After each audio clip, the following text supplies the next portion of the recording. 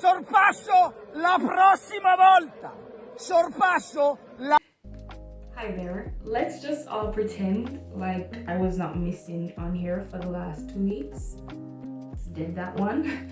I don't have that many serious excuses. You see, the thing is, football has been depressing for me, right?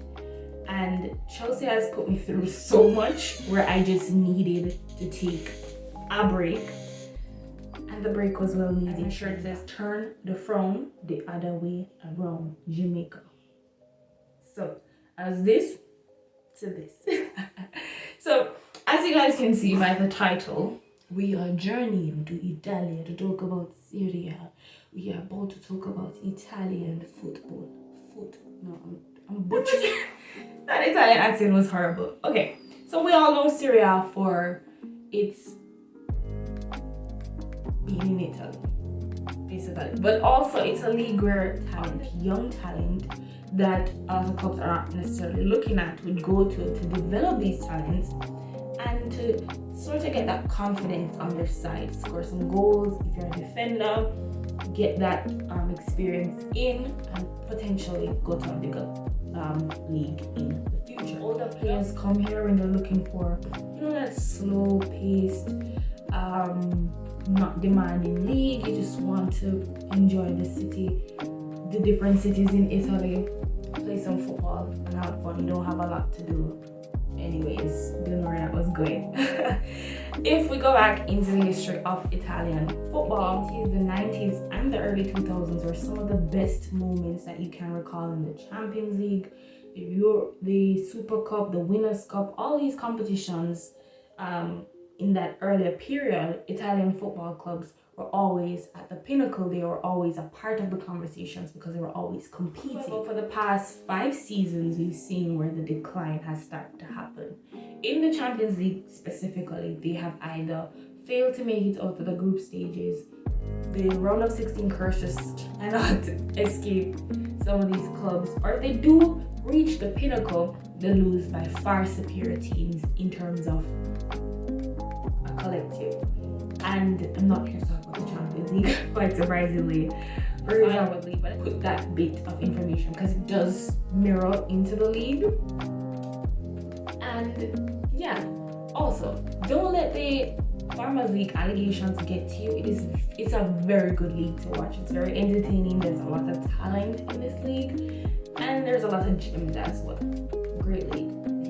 It's top 3. Don't ask me who's above, don't ask me who's below. It's top 3 leagues in the world.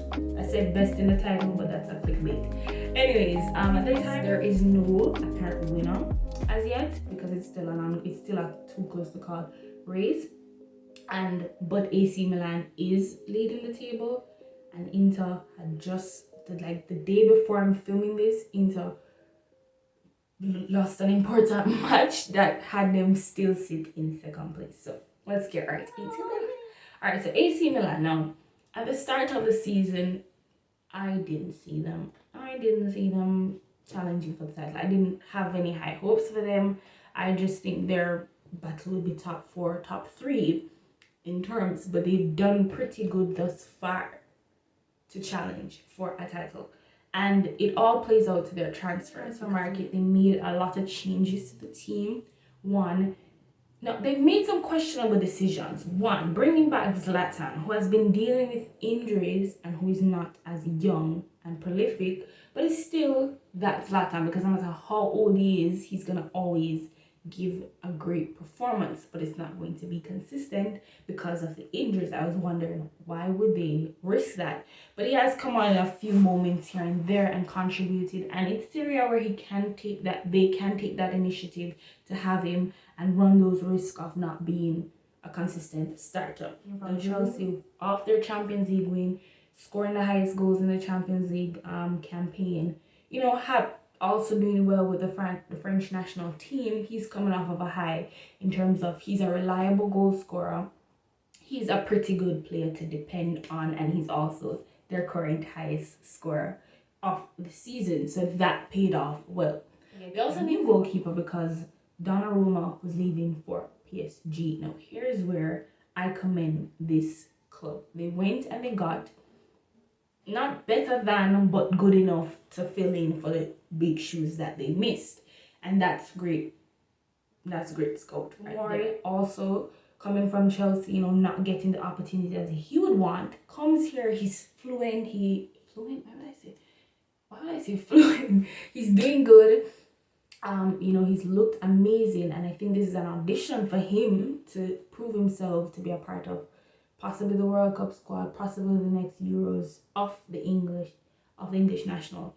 No, they've had quite a heavy transfer list. A lot of it is our loan players or some cheap transfers, because again, this is the next part of Italian football. Over the years, they have to spend wisely, because a lot of them are bankrupt, and a lot of them are on the brink of bankruptcy, and a lot of them have been caught in that scandal of not having any money. So their transfer list was pretty okay for their liking. They did well in areas that they did need, and a great squad nonetheless. Now, they had a horrible performance in the Champions League and failed to make it out of their group, and that allowed them to focus on the league and put all the energy there to challenge for the title.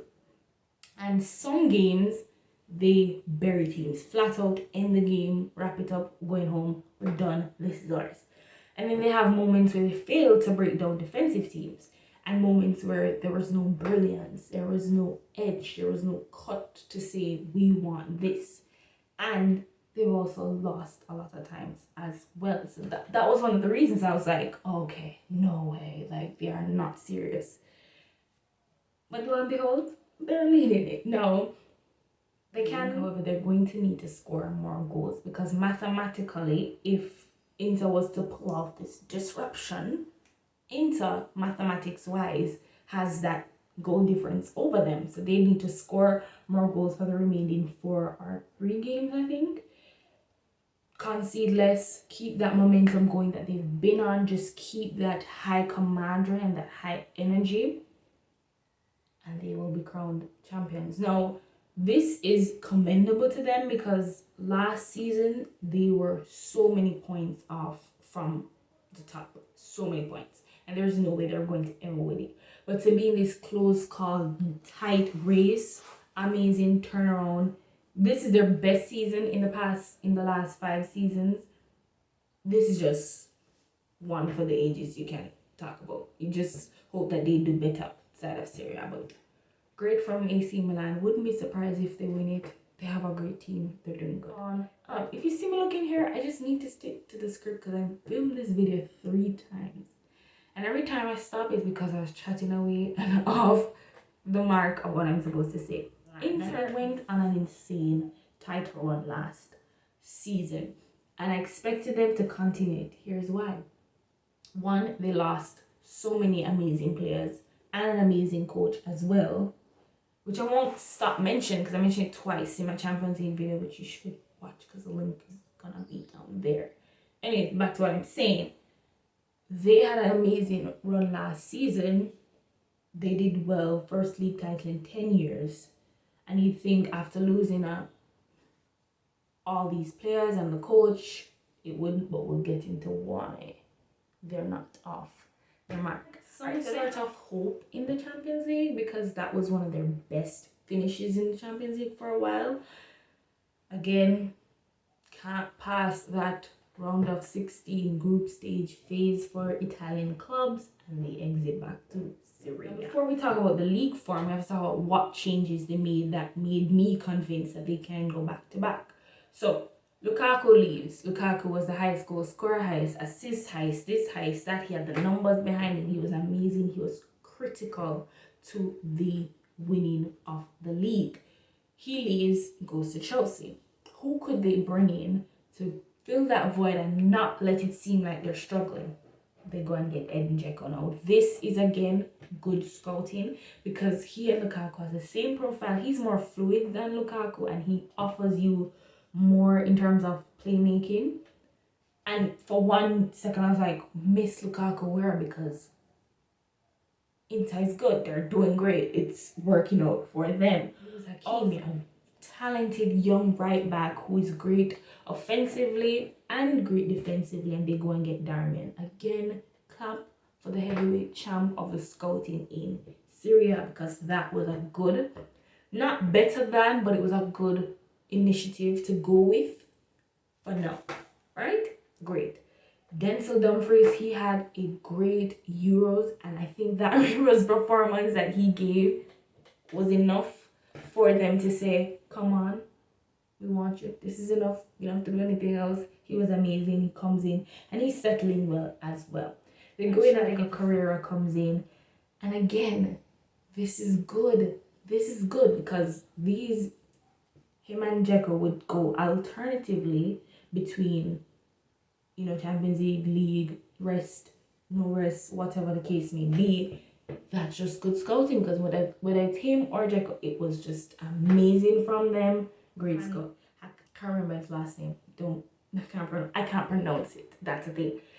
I didn't see that transfer coming, but it worked out the best for them because he's been an amazing part. So in terms of transfer, they had a good window. They made sure to fill the areas that were necessary to them and that would help them to win. How have they been going on in the league? They have scored a lot of goals. As I said, missed goal scorers were because they've been doing good. And the thing is, the only negative to their season is they drew too many games. At times, you'd see where they lead, concede, they fail to finish off teams and win, and that results in a draw, and a draw gets you nothing than second place or third place. Like, a draw is not to compete for the title, and that's the only thing. And in terms of competing for the title, it can be done because, as I said, they're not that far off from AC Milan. The only thing that they need to do is go on a consistent win run, which has already been broken by, you have 4 more games and you lose one, the pressure is on you to win the remaining 3, and the pressure is on them. They can also just hope and pray that AC Milan will bottle the few games, which you can't depend on that, so you just have to work with your game plan. They're more closer to Napoli than they are to winning the title, so that's something that they should look out for. Inter can be, I think, somewhat okay that they didn't stumble and fall this season, losing all these prolific players and the manager. They can be, happy within themselves that they're still in the race. But if I was on top, like board-wise, I'd be mad because that team, Ingazi, they can challenge and they should be challenging and they should be winning a consecutive title. I sound like an Inter fan. But we want them to win. But yeah, they're no longer battling for top 4 or in these stupid, qualify for the Champions League places. They're in a good position. And if they win, kudos to them. Amazing. Not as iconic as 2020-2021 season. Yeah. Moving right along. Right here I said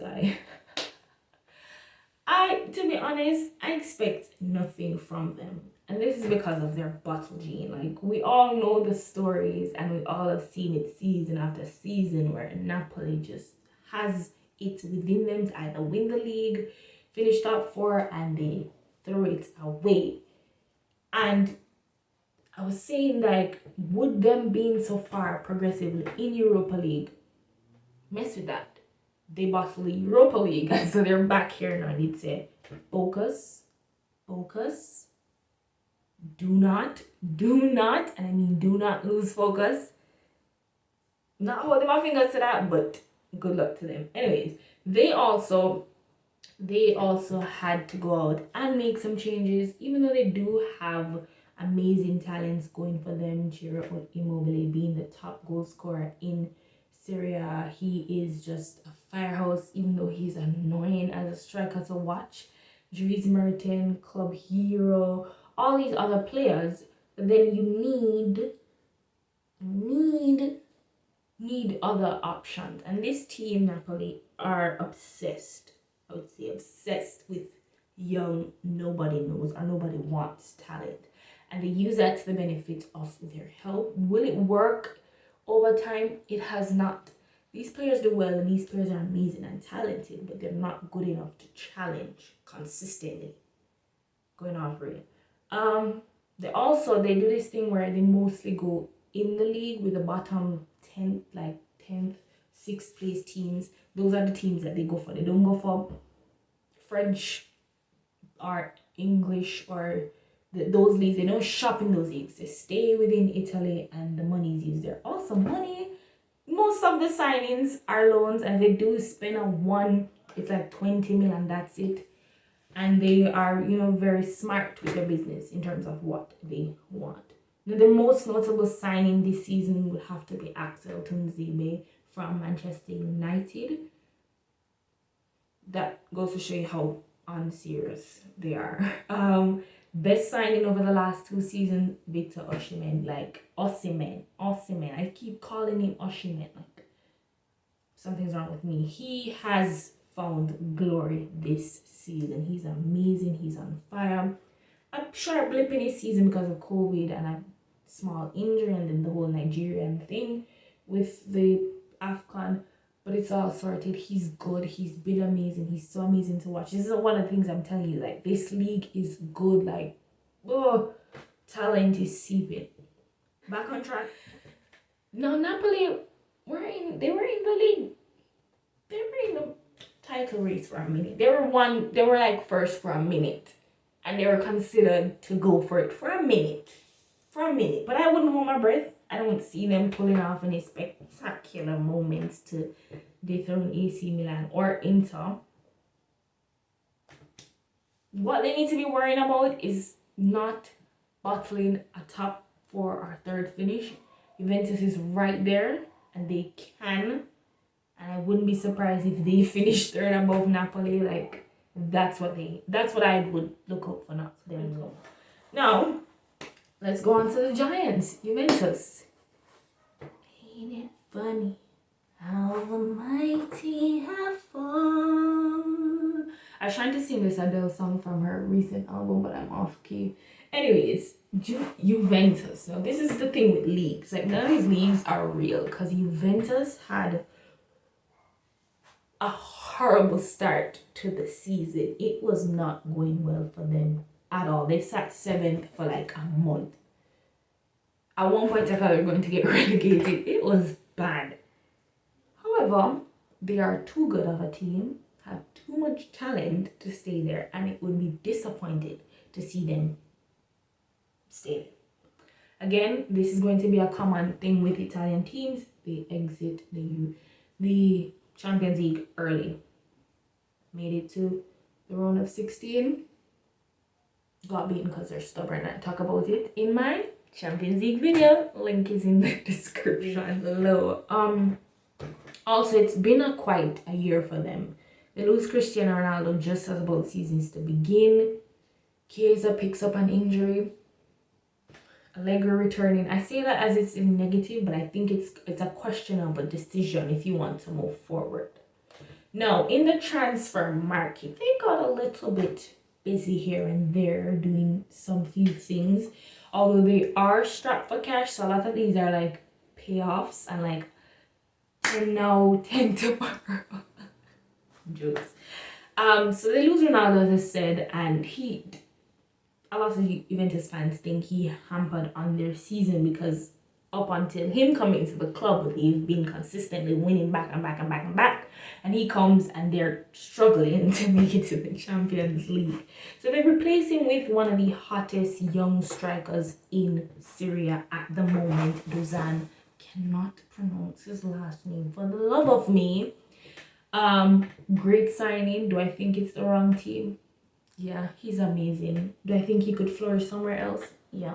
And I do think it's unfair because it's from Fiorentina, and I think he should have stayed there for just one more season and develop himself more than just snatching over because he's the next big thing. As I said, they are in financial troubles. That's why they had to let Ronaldo go. They couldn't pay his wages. Whatever. Moskin is back. That Moise. Why do I keep... Oh my God, I keep pronouncing names wrong. He's back. Great to see him back. Every team needs an American, so of course they have Weston McKinney there doing great for them. Locatelli also is another signing. So good. Like, he is such a good player. Oh, this Italian accent is going nowhere. they had a lot of attacking players on loan, and for a minute I was like, where are they?